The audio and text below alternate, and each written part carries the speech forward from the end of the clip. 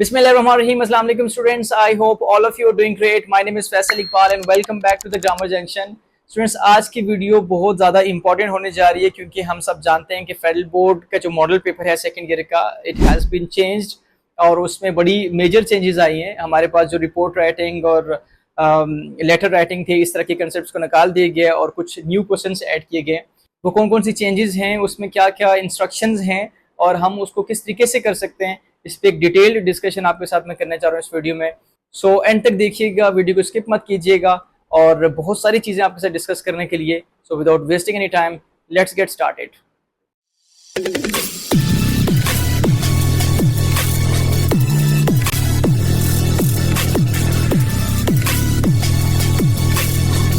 Students, the very first thing that you need to consider is to have a very close look of the title of this document, that is Policy Guidelines for Students, Teachers, Paper Setters, English Compulsory, HSSC2, National Curriculum of Pakistan, NCP 2022-23। अब इसका मतलब ये है कि ये जो guidelines हैं ये सिर्फ और सिर्फ टीचर्स के लिए नहीं है, स्टूडेंट्स के लिए भी है और पेपर सेटर्स के लिए भी है।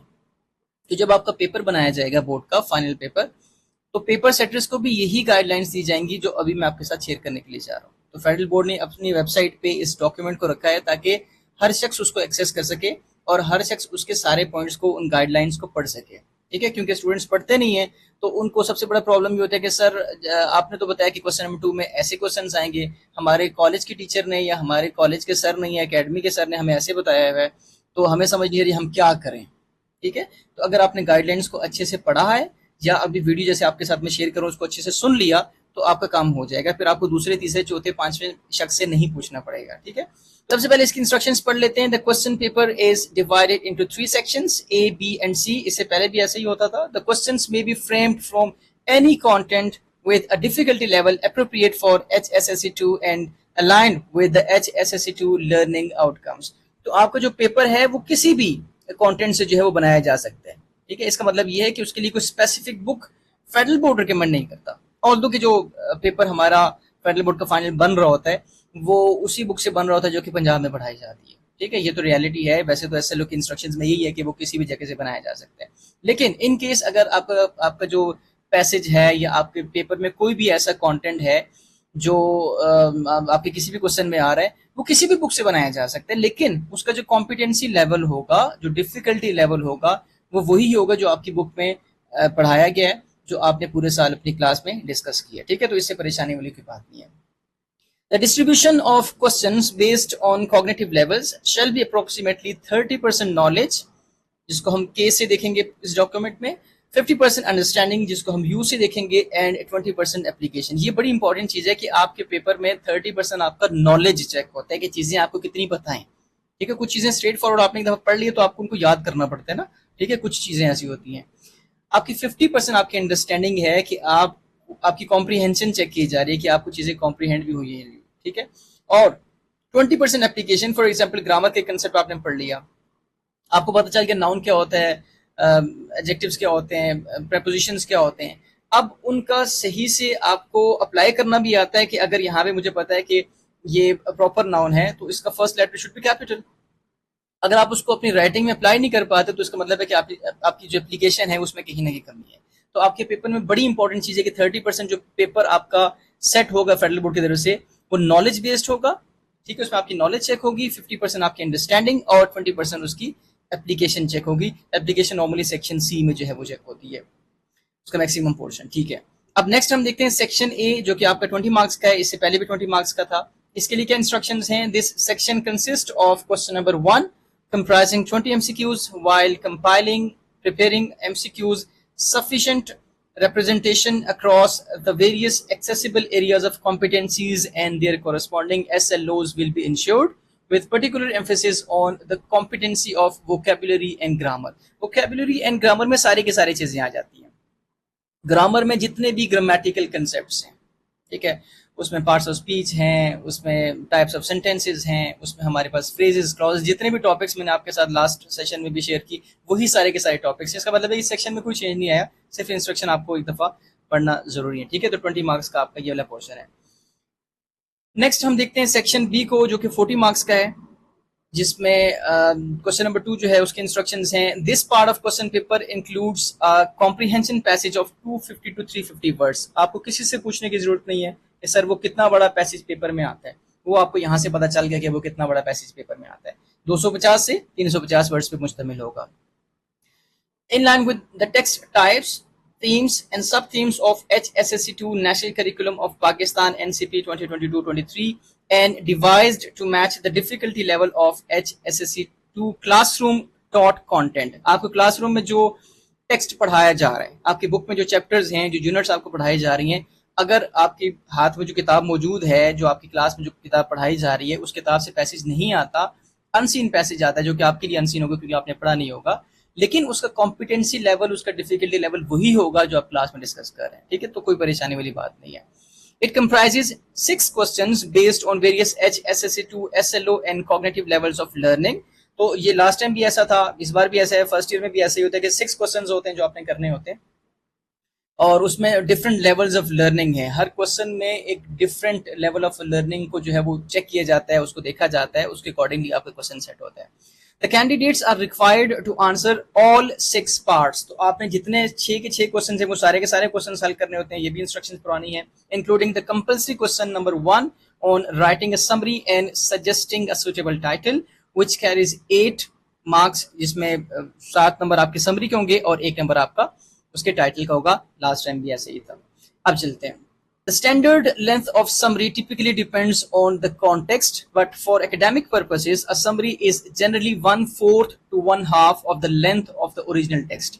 अब बड़ा इंपॉर्टेंट क्वेश्चन बच्चों का कि सर समरी की जो लेंथ है वो कितनी हो, समरी हम कितनी ज्यादा लिखें। ये क्वेश्चन मुझसे बहुत ज्यादा स्टूडेंट्स ने पूछा कि सर जो पेपर में टेक्स्ट आता है उसमें समरी हम कितनी लिखें। बोर्ड ने यहाँ पे आपको एक प्रॉपर गाइडलाइन दे दी कि 1/4 to 1/2। अच्छा, नॉर्मली हम ये कंसिडर करते हैं कि जो समरी की लेंथ है वो 1/3 होती है ना, और बताया भी ऐसा जाता है और बच्चे भी उस पर कंफ्यूज होते हैं कि सर एग्जैक्टली अगर हम 1/3 लिखें तो वो थोड़ी सी बनती है। कुछ पैसेजेस मैंने देखे हैं कि होते तो 250 to 350 के दरमियान में है, लेकिन उनकी जो लेंथ अगर मैं एग्जैक्टली 1/3 रिलीजियसली उसी पे मैं फॉलो करूँ तो बहुत कम बनती है। जो बच्चे कहते हैं सर ये तो आधे पेज की बनी है, तो हो सकता है एग्जामिनर वहाँ पे नंबर काट ले। तो इसीलिए मैंने आपको बताया था कि फेडरल बोर्ड में हम उसको थोड़ा सा वायलेट कर सकते हैं। वायलेशन से मुराद वहां पे यही थी कि मैं जो आपको एक इंस्ट्रक्शन आपके समझने के लिए देता था कि जो फर्स्ट पेज आपका समरी का होता है उसकी 4 लाइनें छोड़ के आप समरी वहां पे एंड करें, हर सूरत में आपने वहां पे एंड करनी है। ठीक है, तो वो बेसिकली इतनी बनती है, 1/4 to 1/2 बनती है। ओरिजिनल टेक्स्ट जो है आपका है ना, उसका 1/4 और 1/2। The summary must demonstrate a strong understanding of the given text। अब strong understanding कैसे पता चलेगी आपको कि आपको टेक्स्ट की अच्छे से समझ आ गई? जाहिर है आपका जो पोर्शन आपने सेलेक्ट किया है, जो आप वहां पे पॉइंट्स डिस्कस कर रहे हैं, वो आपने सेलेक्टिव पॉइंट्स लिए हैं। ये नहीं कि बस पहली 2 लाइनें लिखी फिर तीसरी चौथी छोड़ के 5वीं लाइन पे लिखने शुरू कर दिया, ऐसे समझ नहीं करनी। अब वो जब आप उन चंक्स को अंडरलाइन करेंगे, उनको हाईलाइट करेंगे ब्लैक पेन से या मार्कर से लिखेंगे, तो ऑटोमेटिकली वो एग्जामिनर को चीज समझ आ जाती है कि इसकी अंडरस्टैंडिंग अच्छी है क्योंकि इसने बड़े इंपॉर्टेंट पॉइंट्स वहां से उठाए। ठीक है, presenting well organized and concise content with clear logical transitions। ठीक है, तो ये आपके पॉइंट है। स्ट्रॉन्ग अंडरस्टैंडिंग होनी चाहिए, वेल ऑर्गेनाइज्ड होनी चाहिए, पहली जो सीक्वेंस है ना उसी सीक्वेंस को बच्चे ने फॉलो किया है, और आपका जो कंटेंट है वो कंसाइज होना चाहिए, बहुत ज्यादा डिटेल में आप नहीं जाएंगे। तो आप अपने पास ये 3 पॉइंट्स नोट कर लें कि नेक्स्ट टाइम जब मैं समरी लिखने बैठूंगा या समरी लिखने बैठूंगी तो ये 3 चीजों पे मुझे फोकस ज्यादा करना है। अब मुझे क्या करना है, मुझे स्ट्रॉन्ग अंडरस्टैंडिंग कैसे एग्जामिनर को शो करनी है कि मेरी अंडरस्टैंडिंग इस टेक्स्ट की स्ट्रॉन्ग है। वेल ऑर्गेनाइज्ड शो करने के लिए मुझे क्या करना है पेपर में, और कंसाइज कंटेंट के लिए मुझे बहुत ज्यादा डिटेल में नहीं जाना, विद क्लियर लॉजिकल ट्रांजिशंस। ठीक है, ये 4 पॉइंट्स आप अपने पास नोट कर लें, और फिर हम कभी फर्दर किसी दूसरी वीडियो में हम डिस्कस करेंगे कि इससे क्या मुराद है, हम इन लेवल्स को कैसे अचीव कर सकते हैं। ठीक है, ensuring coherence through out. The remaining question number 2 to 6 will carry 4 marks each with internal choice provided in 3 of them। तो आपके पास इंटरनल चॉइस होगी, आपके पास वो ओपन चॉइस नहीं होगी। ये भी आपको पता है, आपके पेपर में ऐसे ही होता है, 3 क्वेश्चंस में ऐसा होगा। अच्छा, उसके बाद answers must be precise, coherent and grammatically accurate with appropriate lexical choices, demonstrating relevant content, a clear interpretation of the question and excellence in language use। ठीक है, अब यहाँ पे जो आपके बाकी क्वेश्चंस हैं अदर देन समरी, वो कैसे होने चाहिए? उनके आंसर्स प्रिसाइज यानी कि शॉर्ट टू द पॉइंट होने चाहिए, उनके अंदर एक रब्त होना चाहिए। ठीक है, ऐसा ना हो कि पहली बात में जो है वो किसी और चीज के बारे में जगह दूसरी चीज जो है बिल्कुल उससे डिफरेंट है। ग्रामेटिकली एक्यूरेट, उसमें कोई टेंस की मिस्टेक नहीं होनी चाहिए, उसमें कोई भी लेक्सिकल जो है मिस्टेक्स नहीं होनी चाहिए। With appropriate lexical choices demonstrating relevant content. अब बाज दफा ना हम उसको एक्सप्लेन करने के चक्कर में बहुत इरेलीवेंट चीजें लिख देते हैं। A clear interpretation of the question and excellence in language use, आपकी लैंग्वेज का यूज, बेसिकली जैसे हम उसमें ग्रामर का ख्याल रखते हैं, सारी चीजों का ख्याल रखते हैं, सारी की सारी इंस्ट्रक्शंस वही हैं। It must be ensured that the passage is free from religious, sectarian, racial, ethnic, cultural, lingual और gender biases। तो आपका जो टेक्स्ट है ये बेसिकली ये इंस्ट्रक्शन आप समझ लें कि उसके लिए है, पेपर सेटर के लिए इंस्ट्रक्शन है कि वो जब आपका टेक्स्ट सेलेक्ट करेगा, आपकी बुक में तो कोई ऐसा चैप्टर नहीं है जिससे कोई जो किसी एक सेक्ट को फॉलो कर रहे हैं उसके लिए कोई हो, ठीक है, ऐसा कोई ऐसा टेक्स्ट मौजूद नहीं है। लेकिन वैसे भी जब आपका पैसेज सिलेक्ट होगा तो उसमें कोई ऐसा पैसेज नहीं कि जिसमें इस तरह की कोई एक्सट्रीमिस्ट किस्म की अप्रोच यूज होगी, ऐसा कुछ वहां पे नहीं होगा, ठीक है।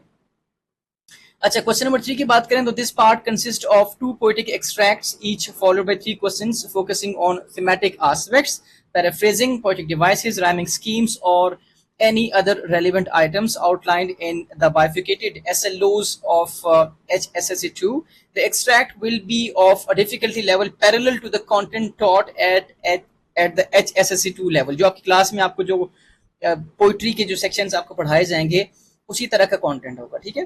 The candidates will be required to attempt to answer the questions appeared to only one of the 2 extracts. तो दो आपके पास extracts होंगे, दो आपके पास स्टेंजाज होंगे, उन दोनों में से किसी एक स्टेंजा के जो 3 क्वेश्चंस होंगे आपने उसके आंसर्स करने हैं।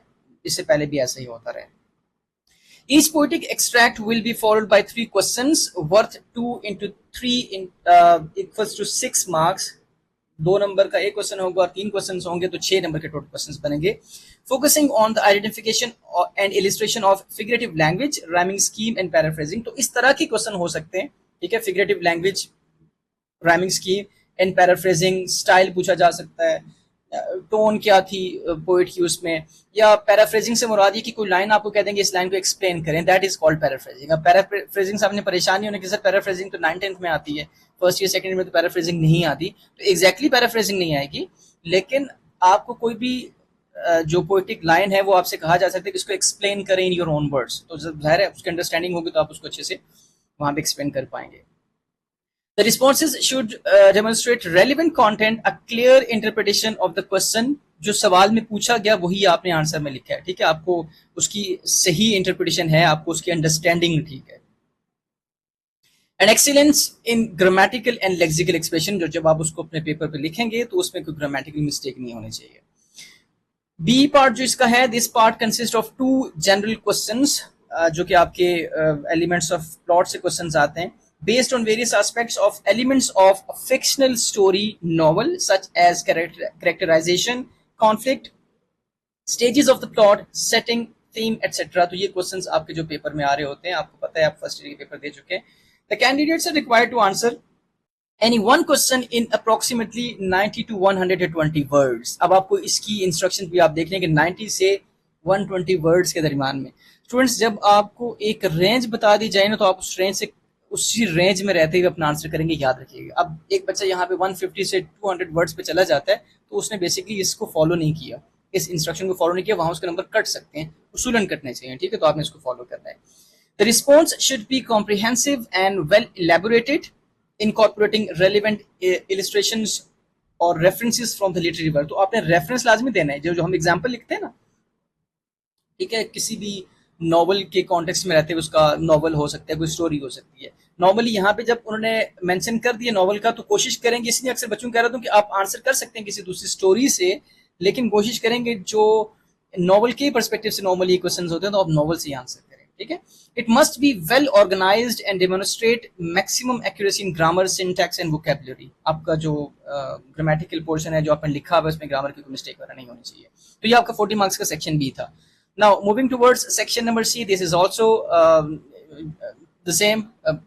इसके जो मार्क्स हैं वो भी 40 मार्क्स हैं, इसके लास्ट टाइम भी 40 थे, इस बार 40 हैं। Question number 4, the candidates are required to write a multi-paragraph descriptive argumentative essay। multi-paragraph यानी कि ये आपकी पैराग्राफ राइटिंग नहीं है, ठीक है, ये आपकी ऐसे राइटिंग है। पैराग्राफ राइटिंग में you were suppose to write only one paragraph, single paragraph लिखना होता था। वहां अक्सर मैं आपको कहता था कि आपने पैराग्राफ्स नहीं बनाने, 2-3 पैराग्राफ्स नहीं बनाने, क्योंकि फिर वो ऐसे ही हो जाएगा।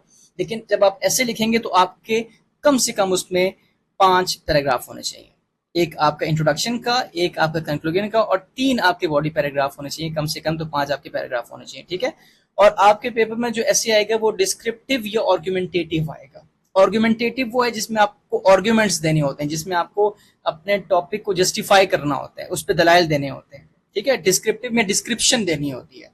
कोई बुक है, बुक की डिस्क्रिप्शन आपने देनी है कि वो बुक दिखने में कैसी है, उसमें आप इमेजरी का इस्तेमाल ज्यादा करते हैं, डिस्क्रिप्टिव वर्ड्स का आप इस्तेमाल करते हैं, ठीक है। अच्छा जी, 250 टू 300 वर्ड्स, 250 से 300 वर्ड्स का आपने ऐसे लिखना है। Using correct language mechanics by expanding the given outline for any one of the 2 topics. आपने क्या करना है कि एक्सपेंड करना है द गिवन आउटलाइन। आपको हर टॉपिक पे आउटलाइन दी जाएगी और उसी आउटलाइन में रहते हुए आपने करना है आंसर। बच्चे नॉर्मली इसको फॉलो नहीं करते, तो इसके लिए मैं अक्सर कहता हूँ कि ऐसे में तो आपको सारे का सारा काम बना के आपको दे दिया कि आपने पहले ये बॉडी पैराग्राफ में आपने ये लिखना है, तो पॉइंट्स तो आपको सारे वहां से मिल जाते हैं। अगर आपकी राइटिंग स्किल्स अच्छी हैं तो उन्हीं पॉइंट्स को एक्सप्लेन करें, गुड टू गो। आपको ज्यादा मेहनत करने की जरूरत ही नहीं पड़ेगी, ठीक है। तो ये बल्कि आपकी आसानी के लिए, और ये 12 मार्क्स का आपके ऐसे होगा, तो इस पर आपने बहुत ज्यादा मेहनत करनी है। ऐसे की वीडियो ऑलमोस्ट मेरी प्रिपेयर है, बस मैं चाह रहा था कि ये अभी क्योंकि दरमियान में एक चेंज आया तो आपके साथ में डिस्कस कर लूँ। The essay should be coherent or cohesive and demonstrate accuracy in grammar, syntax and vocabulary, यानी कि कोई grammatical mistake ऐसी कोई चीज आपकी उसमें नहीं होनी चाहिए। अच्छा, क्वेश्चन नंबर 5 का जो पार्ट ए है is based on editing and proof reading. आपका जो पार्ट ए है क्वेश्चन नंबर 5 का, वो एडिटिंग और प्रूफ रीडिंग से रिलेटेड है। 6 मार्क्स का आपका ये क्वेश्चन है। Both text and free writing, in this part the candidates are required to rewrite the given passage. अब ये भी अक्सर बच्चे क्वेश्चन करते हैं सर उसको दोबारा से लिखना होता है। मैं अक्सर ने कहता हूँ कि अगर आपको वहां पे इंस्ट्रक्शंस में बताया गया कि आपने उसको री राइट करना है तो फिर करना है, फिर पूछने की जरूरत नहीं है। आफ्टर रिमूविंग 6 एरर्स, तो आपको एक पैसेज दिया जाएगा जिसमें 6 जगह पे गलती होगी। अब वो क्या गलती हो सकती है? वो सेंटेंस स्ट्रक्चर की हो सकती है, वो सब्जेक्ट फॉर एग्रीमेंट की हो सकती है, नाउन प्रोनाउन एग्रीमेंट की हो सकती है, रेफरेंस वर्ड्स की हो सकती है, कनेक्टिव्स इन ट्रांसलेट डिवाइसेस की हो सकती है, पंक्चुएशन और स्पेलिंग की हो सकती है। ये इंस्ट्रक्शन आपको क्वेश्चन में दी जाएंगी, ठीक है। वो आपको स्पेसिफिक, ये लिखा हुआ है एरर्स विल बी स्पेसिफाइड, तो आपको क्वेश्चन की इंस्ट्रक्शंस में वो बताया जाएगा कि पहली मिस्टेक कौन सी है, दूसरी कौन सी है, तीसरी कौन सी है। आपने उस सीक्वेंस को फॉलो करने में भी आपके साथ पेपर भी शेयर करता हूँ, ठीक है। तो वो 6 जगह पे गलती होगी, उस गलती को आपने देखना है, समझना है, उसको करेक्ट करके उस पैसेज को री राइट करना है with obviously the correct word. जो आपने गलती की है ना वो दोबारा से नहीं लिखनी। तो ये आपका जो है वो पार्ट ए है क्वेश्चन नंबर 5 में। क्वेश्चन नंबर 5 का पार्ट बी जो है is based on appropriate use of prepositional phrases slash compound prepositions, ठीक है। ये भी हम एक दफा अभी क्वेश्चन देखेंगे तो हमें समझ आ जाएगी। The candidates are required to fill the given 6 blanks using appropriate prepositional phrases compound prepositions. तो ये भी 6 मार्क्स का आपका क्वेश्चन है, ठीक है। अब हम इसको, इसकी इंस्ट्रक्शन तो सिंपल है, अब क्वेश्चन को भी हम पढ़ लेते हैं, आगे जाके देख लेते हैं। Question number 5C is based on the appropriate use of verbs, verbals जिसमें जेरेंड्स हैं, पार्टिसिपल्स हैं, इन्फिनिटिव्स हैं, एन एस्पेक्ट ऑफ टाइम। ये क्वेश्चन चेंज हुए हैं, ठीक है। अभी हमारे पहले चैप्टर की पहली एक्सरसाइज के क्वेश्चन हैं, तो आई होप कि आपने प्रीवियस वीडियो देखी होगी, तो आपके 6 नंबर तो वहां से पक्के हो जाएंगे अगर आपने उसको अच्छे से समझा है। अगर तो स्किप करके वीडियो देखते रहे तो फिर अल्लाह ही हाफिज है, मेरी उसमें कोई गारंटी नहीं है। The candidates are required to attempt any 6 out of 8 given task, ठीक है। तो आपने 8 में से 6 जो टास्क हैं वो आपने उसको फुलफिल करना है। तो बेसिकली ये क्वेश्चन जो था इसको आपने थोड़ा सा कंसीडर करना है। सॉरी, क्वेश्चन नंबर 5 का जो सेक्शन ए है वो 6 मार्क्स का है, सेक्शन बी भी 6 मार्क्स का है और सेक्शन सी भी 6 मार्क्स का, यानी कि तीनों 6 मार्क्स के, ठीक है। तो ये आपका 18 नंबर का। भी जरा गौर करें, हम तो चलो अलग अलग पढ़ रहे होते तो हमें वो नंबर थोड़े लग रहे होते, 18 नंबर तो आपके यहाँ बन रहे हैं और ये बड़े इंपॉर्टेंट मार्क्स हैं। क्वेश्चन नंबर 5 जो है ये सबसे इंपॉर्टेंट आपका क्वेश्चन होता है, ठीक है। इसमें मैक्सिमम बच्चे अपने नंबर लूज करते हैं। Now question number 6, this question is based on word formation. पहला जो क्वेश्चन नंबर 5 था, पहला नहीं, क्वेश्चन नंबर 5 जो था वो आपको प्रूफ रीडिंग से रिलेटेड था, ठीक है। और ये जो क्वेश्चन है आपका, ये आपका वर्ड फॉर्मेशन पे है। The candidates are required to identify and correctly use pattern of word changes that indicate different meanings और parts of speech. For example analyse, analysis, analyst, analytical और या एडवोकेट, एडवोकेसी। अब ये वर्ड्स हैं जिनका जो रूट वर्ड है वो सेम है। ये देखें, अगर मैं इसकी बात करूं ये अलग है और इनको मैं अलग हाईलाइट करता हूँ, ठीक है। अब आपने वहां पे ये बताना है, आइडेंटिफाई करना है और बताना है कि वहां पे correctly use of pattern of words. अब ये सारे के सारे दिखने में तो सेम है, एनालाइज, एनालिसिस, एनालिस्ट और एनालिटिकल, इनका रूट वर्ड तो सेम है। अब उस स्पेसिफिक कॉन्टेक्स्ट में क्या आएगा ये आपने बताना है। बड़ा अच्छा क्वेश्चन है, बहुत काम का क्वेश्चन है, ठीक है। तो ये भी चेंज आया है इस बार मॉडल पेपर में। In this part, the candidates must suggest the appropriate grammatical forms of verbs. Sorry, appropriate grammatical forms of words. उसमें कौन सी मौजू जो फॉर्म है वो आएगी, वर्ब की भी हो सकती है, नाउन की, एडजेक्टिव की, एडवर्ब की, for 5 of the 7 things in a given paragraph using the provided root word. तो आपको एक रूट वर्ड जो है वो प्रोवाइड किया जाएगा, ठीक है। In part B, candidates are required to suggest the 5 correct grammatical forms of words in given paragraph with the help of given root words for 7 blanks. तो भाई अब यही बात तो, ये दोबारा लिखने की क्या जरूरत थी, इसका पार्ट बी क्यों लिखा हुआ है, मैं देखता हूँ पेपर में एक दफा।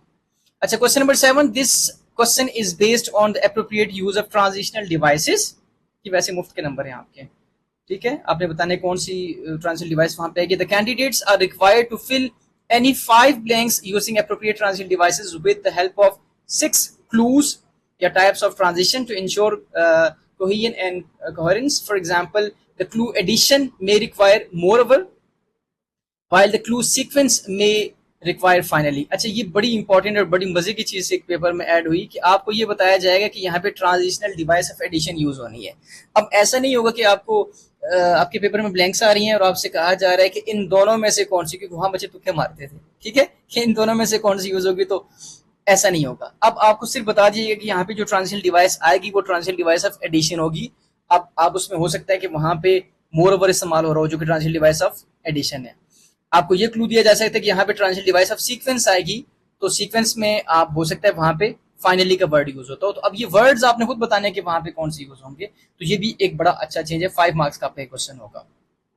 इंपॉर्टेंट नोट देख लेते हैं। In section C, other items from various competencies recommended for summative assessment in HSSC2 assessment framework में ऑल्सो भी इंक्लूडेड। इसका मतलब ये कि जैसे आपने 9th-10th का मॉडल पेपर देखा होगा कि 9th-10th के मॉडल पेपर में कुछ, हर मॉडल पेपर में डिफरेंट क्वेश्चन आया होता, तो बच्चे बड़े तंग होते थे कि सर क्वेश्चन नंबर 4 में या 5 में हर बार एक नया क्वेश्चन आया होता है। तो ग्रामर के किसी भी टॉपिक पे कोई भी क्वेश्चन किसी एक पार्ट में आ सकता है, ठीक है। ट्रांजिशनल डिवाइसेस का जो क्वेश्चन है क्वेश्चन नंबर 7 में, ये इसको किसी भी फॉर्म में आपसे पूछा जा सकता है, ठीक है, लेकिन होगा ट्रांजिशनल डिवाइसेस का, ये कंफर्म बात है, ठीक है। इसी किसी वर्ड फॉर्मेशन का क्वेश्चन भी जो है इसका कॉम्पिटेंसी लेवल ही होगा, तो क्वेश्चन को किसी डिफरेंट वे में आपसे पूछा जा सकता है, तो इससे आपने परेशान नहीं होना। अब इन्हीं सारी इंस्ट्रक्शंस को यूज करके एक दफा हम पेपर देख लेते हैं कि पेपर में किस तरीके से इन क्वेश्चन को सेट किया गया है। सबसे पहले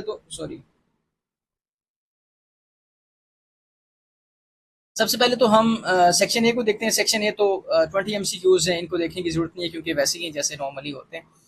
अच्छा, ये जो पैसेज आपका है, ये इसमें भी वही इंस्ट्रक्शंस हैं, सिर्फ इस बार जो आपके यहाँ पे वर्ड्स लिखे हुए इनके ऊपर 1 2 3 लिख दिया गया ताकि बच्चों को उसमें आसानी हो, ठीक है।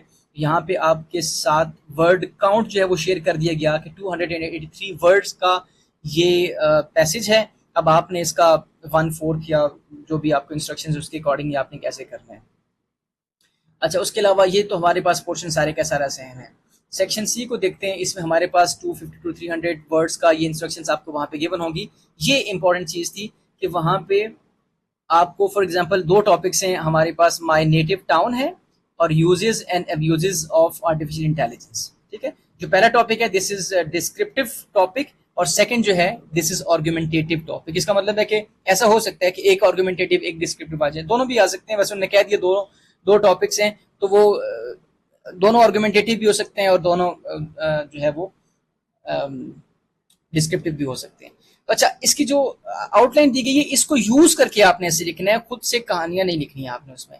तो सबसे पहले तो इंट्रोडक्शन का पार्ट है जिसमें आपने उस टॉपिक को बता introduction of your native town, तो इंट्रोडक्शन कुछ भी हो सकता है, अब आपने अपनी मर्जी से लिखना है जो आपकी क्रिएटिविटी है। उसके बाद जो बॉडी का पोर्शन है, ठीक है, बॉडी के पोर्शन में फिजिकल फीचर्स हैं, प्लेसेस ऑफ इंटरेस्ट है, लैंडमार्क्स है, जो भी। अब इस बॉडी के जो जो इंस्ट्रक्शंस हैं, जो आउटलाइंस हैं, इनको यूज करके आपने कम से कम तीन उसके पैराग्राफ्स बनाने हैं और एंड पे आपकी कंक्लूजन हो जाएगी। तो बेसिकली आप ये देख लें कि हमारे पास ऐसे के तीन पोर्शन हैं, इंट्रोडक्शन का पोर्शन है, बॉडी का पोर्शन और कंक्लूजन का पोर्शन है, और यही यहाँ पे भी रहेगा। तो आपने इन इंस्ट्रक्शंस को, आउटलाइन को बड़े अच्छे तरीके से पढ़ना है, फिर देखना है कि मैं 3 पैराग्राफ किस किस पॉइंट पे बना सकता हूँ, मैंने वहां पे क्या लिखना है। तो basically you are suppose to organise yourself.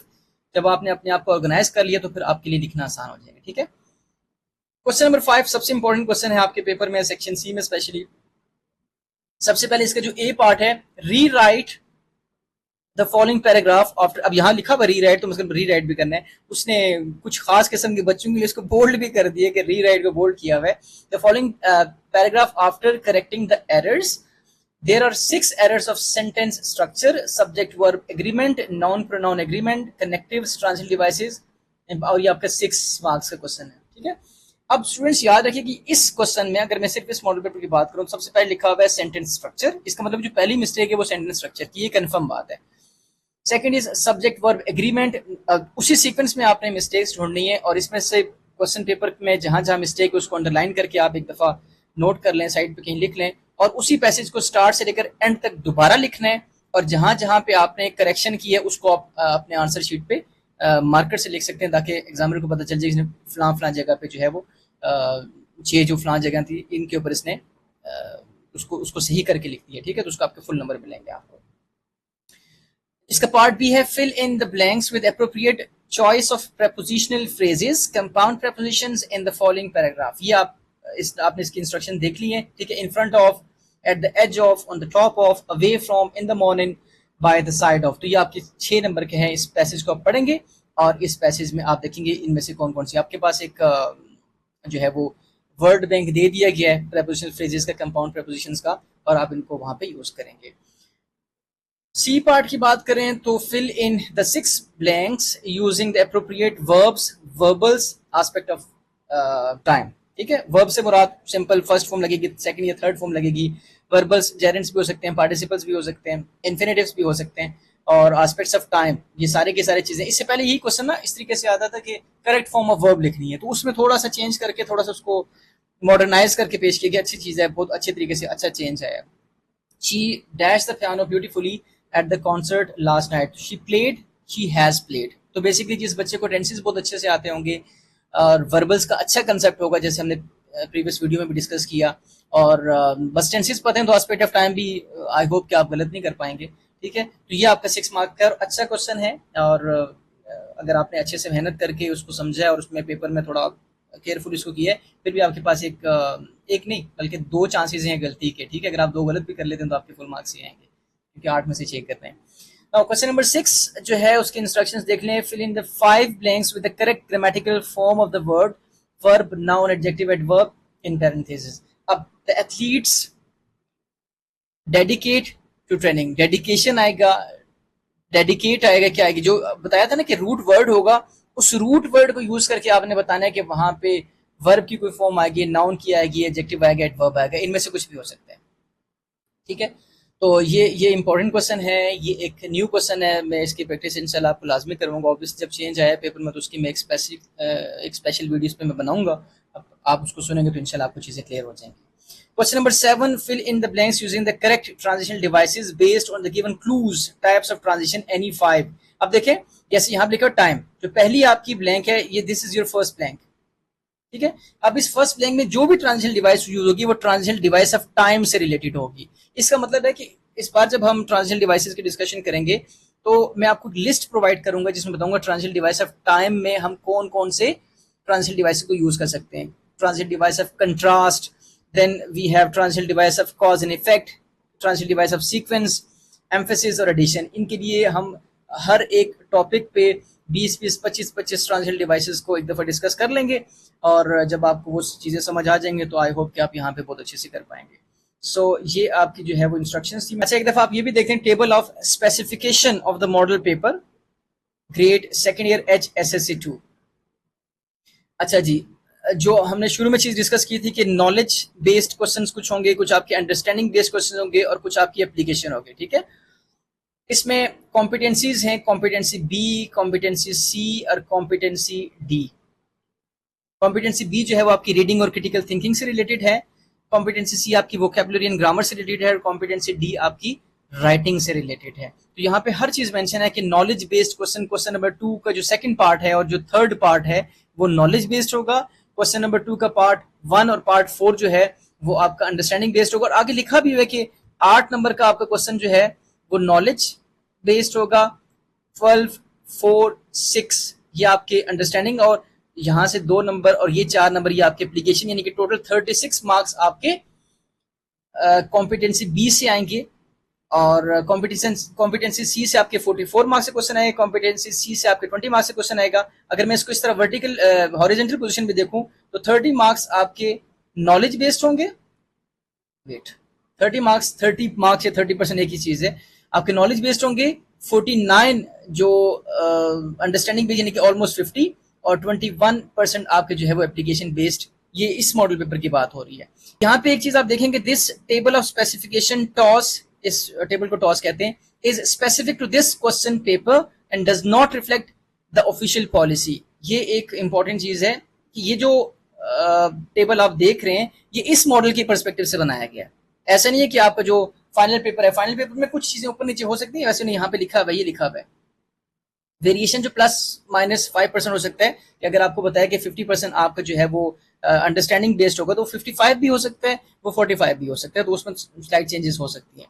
While selecting alternate questions for short responses, कुछ क्वेश्चन जो होते हैं वो शॉर्ट रिस्पॉन्सेज होते हैं, एसआरओज इनको कहते हैं, और कुछ जो है वो एक्सटेंडेड रिस्पॉन्सेज क्वेश्चन होते हैं, ईआरओज कहते हैं, तो वो भी कंसीडर किए जा सकते हैं। The difficulty level both alternatives in internal choices will be the same, लेकिन जो डिफिकल्टी लेवल होगा वो क्या रहेगा, सेम होगा एसआरओज के लिए और आरओज ईआरओज के लिए।